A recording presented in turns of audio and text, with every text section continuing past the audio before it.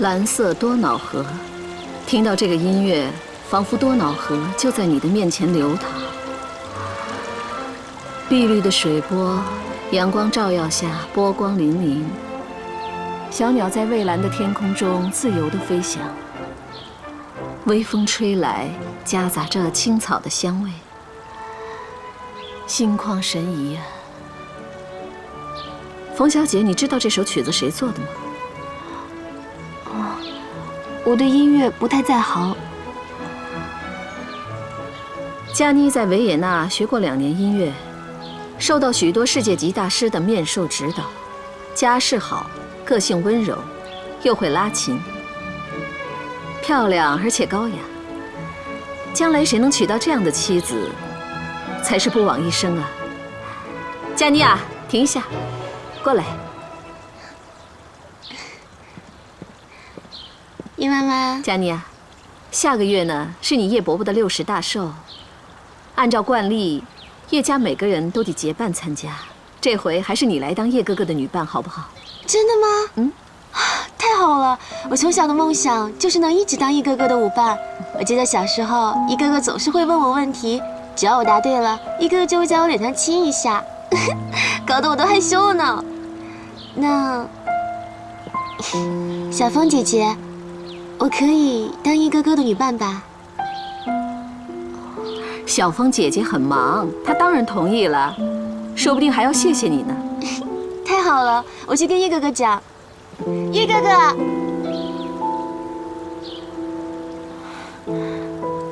伯母，我的小说还没有传到网上，我去工作了。等等，冯小姐。你对于一个好妻子的定义是什么？什么？难道你不觉得一个贤惠的妻子该为她丈夫下厨、烧饭、洗碗、做家务吗？当然了，现在的社会，男人下厨、烧菜、做饭无可厚非。可是，一个男人一旦下了厨，那么他的一生就没什么出息。我们叶家的男人如果也这样，那就没有今天在商场上的叱咤风云。我听叶家说，你还管他的钱，真是不容易啊！这么短的时间，你就已经掌管了叶家的财政大权。你不是文学系毕业的吗？怎么财商这么高啊？那当时就应该念财经大学才是啊！冯小姐。小说里的故事永远不等同于现实，乌鸦变不成凤凰，有一些门不是你可以跨得过去的，你知道吗？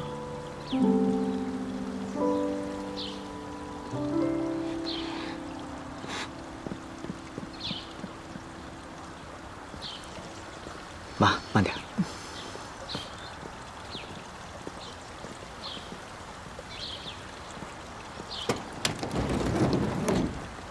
来，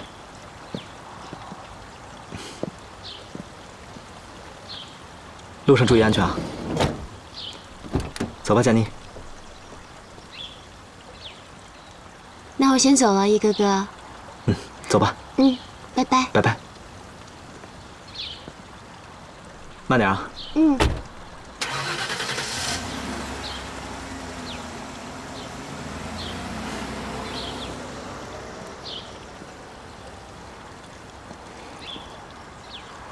怎么了，小凤？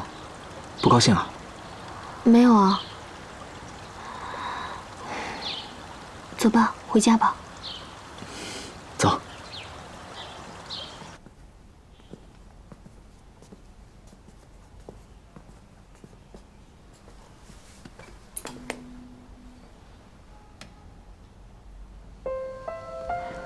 哎，电视怎么打不开啊？跟你一样反应慢。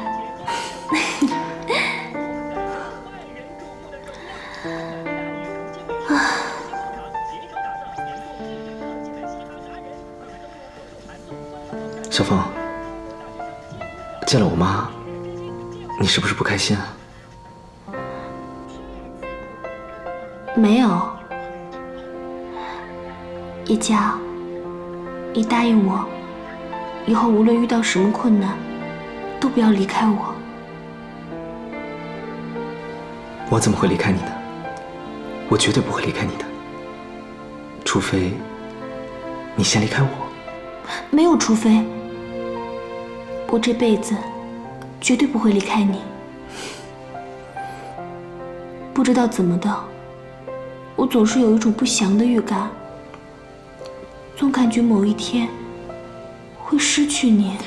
小风，不要乱说，我们是不会失去彼此的。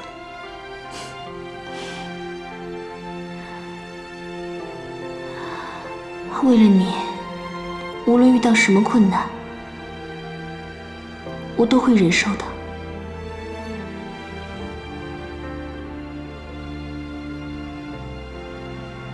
小风，是不是我妈跟你说了什么呀？有什么事儿你就说出来，我们一起承担，好不好？我就是不太明白，为什么人人都喜欢管别人的闲事呢？我就知道，我妈肯定跟你说叶波和分你的事儿。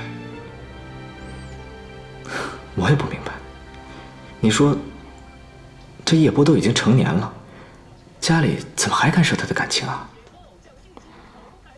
叶波都已经是成年人了，他怎么做都有自己的判断。叶佳，你也一样，对吗？小风，每次和你在一起，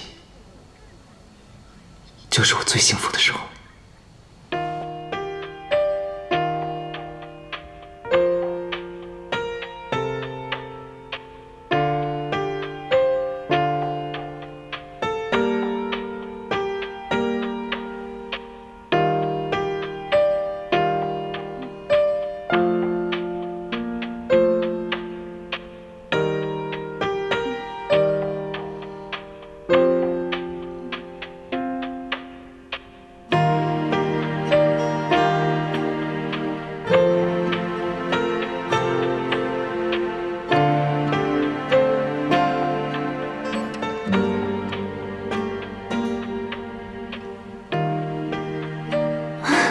我还总骂他是千年僵尸呢，怎么搞得这么现代啊？还去参加这种节目？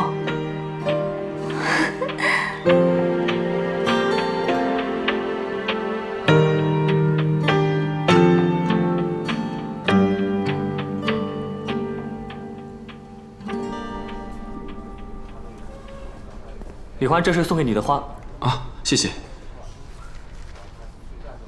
哎，他人呢？他在外面等你。哦，谢谢。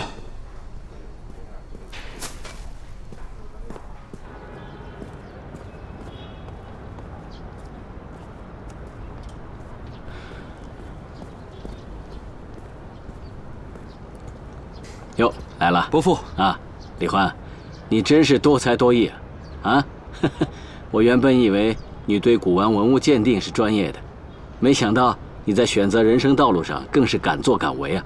我那3个儿子加起来比不上你一个人。伯父夸奖了。伯父来这儿，不仅是来恭祝我的吧？是不是还需要我看什么样的东西？